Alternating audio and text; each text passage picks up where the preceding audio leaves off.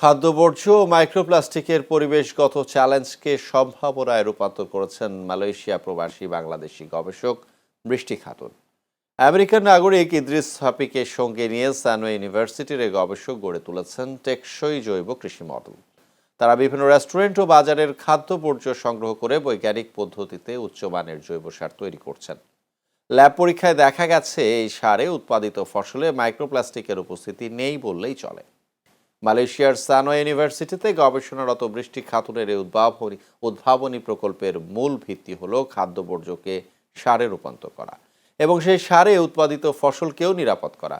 বৃষ্টি কেবল গবেষণায় সীমাবদ্ধ না থেকে যৌথ খামার প্রতিষ্ঠা করেছেন এবং প্রায় 5,000 মানুষকে পরিবেশ বান্ধব কৃষির ওপর প্রশিক্ষণ দিয়েছেন। তার খামারে কর্মরত প্রবাসীরাও আধুনিক প্রযুক্তির হাতে কলমে শিক্ষা নিচ্ছেন।